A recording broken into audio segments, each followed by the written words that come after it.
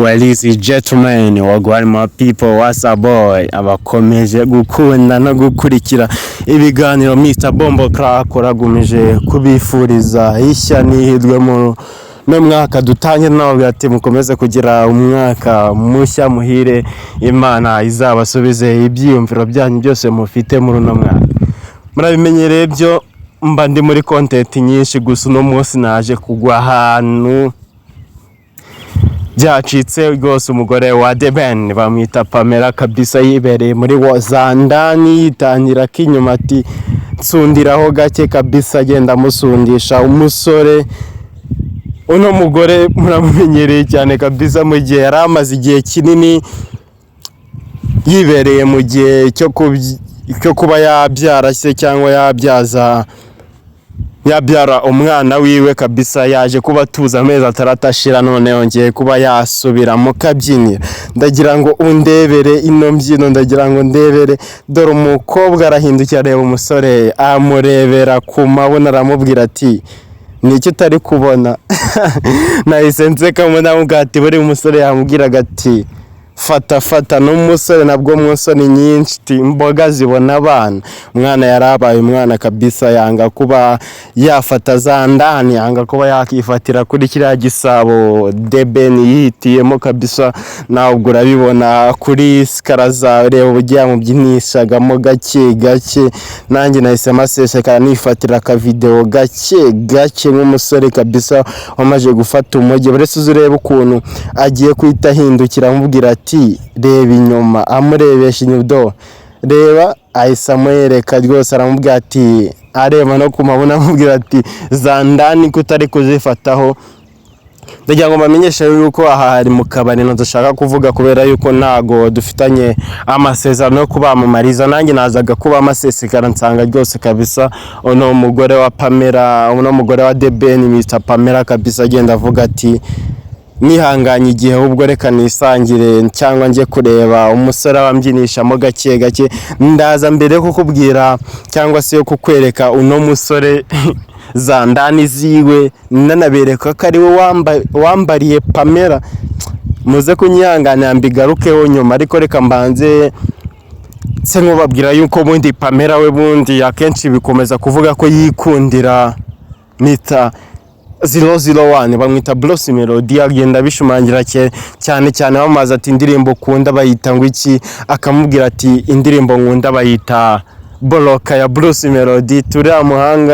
uriya muhanzi ni umuhanga kandi aririmba neza, bikomeza kuba byashitura n'abakobwa. Rero ubwo Pamela yaje kuba acikanwa, asanga Madamu Katarina kabisa yarifatiye Bruce Melody, baza kuba banibyarina abana babo babiri b'abakobwa. Ni naryo rugo rw'abasitani ngira ngo muri iki gihugu ruba rubayeho neza, ani Kanombe abana babayeho neza mu buzima bwa danje. Gusa nanone Pamela nanone yifuzaga kuba yakibera mu gihugu cya Leta Zunze Ubumwe za Amerika, nk'aho Safi n'umugore we muri kubibona bibera, biranga nuko bakoze no gukwashira amezi 3 no mugore rwose The Ben ataragaruka mu gihugu, yibera hanze. Ariko mama wa The Ben aramubwira ati muze mube mu gihugu cyatubyaye, mu gihugu cyatwibarutse. Ubwo niho no mukobwa Pamela yose kwifuza kwibera muri iki gihugu byo nabikozwe, ahubwo yifuza kwibera mu buzima bumeze nk'ubwa Safi.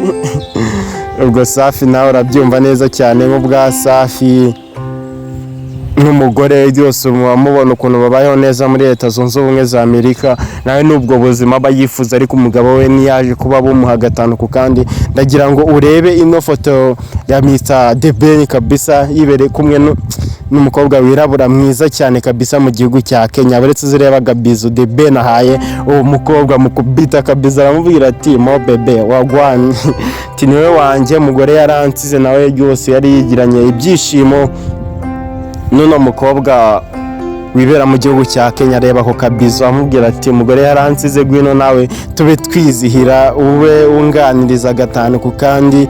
Reba ase ndagira ngo mbabaze nanone nanibaza, ndagira ngo ngumya nyuzaho izo video mundebera Pamela n'uwo musore, kuko uwo musore ndaje ngaruke kubyi. Sindagira ngo ngenda mbabaza abakunzi banjye cyangwa se abantu bankurikirana, ese mubona ibi bintu rwose bigomba kubaho. Ndagira ngo urebe nino foto uwo bita Pamela yifotoje agaragaza inda yiwe ku mbuga nkoranyambaga, bitaje kuba byashimisha mama wa The Ben cyane, kuko mama wa The Ben byaje kuba bimubabaza. The Ben aza kwitereka kuri kamera nawe asaba imbabazi ababyeyi bababwira ati gikorwa nakoze si cyiza. Babizi ubuzima bw'abakobwa b'abasitari bundi uburyo babayeho, baba bifuza ko ako yakoze karenze cyangwa gatwika agomba kukereka bagenzi be.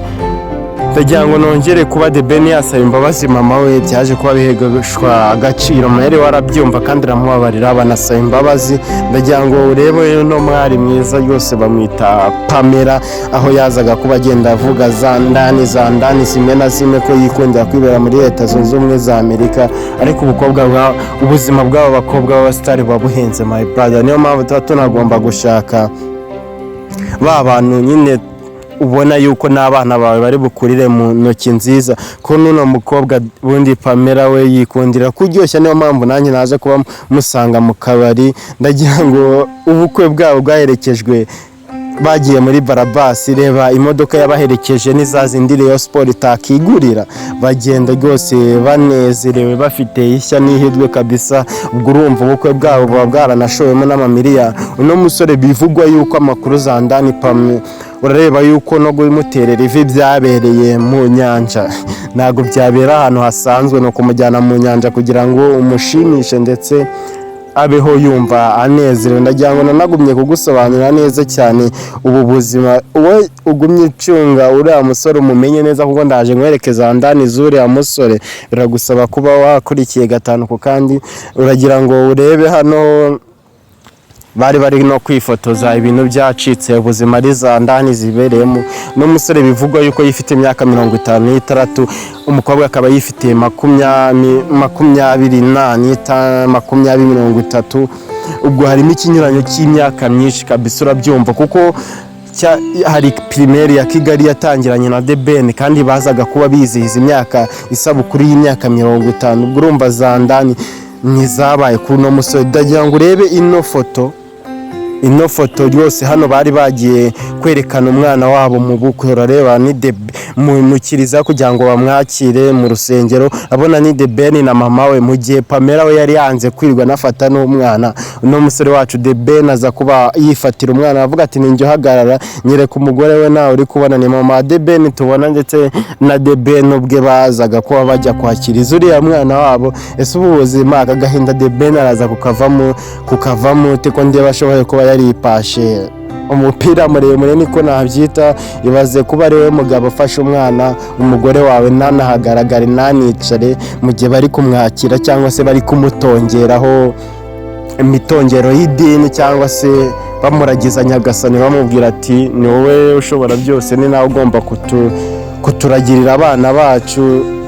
Bigenda uko gusa. The Ben ubuzima bwabo bwabaga ari za ndani. Ndagira ngo wibaze se ubu muri aba basore ndi wahenze undi. Vuga ko The Ben ari umwe mu basaza b'iki gihugu, kuko The Ben ni umufana wa Bruce Melody, ni umufana wa The Ben kera. The Ben kuko Melody yazamutse afite imyaka mike cyane, kuko ndagira ngo utekereze yuko Melody afite imyaka 31.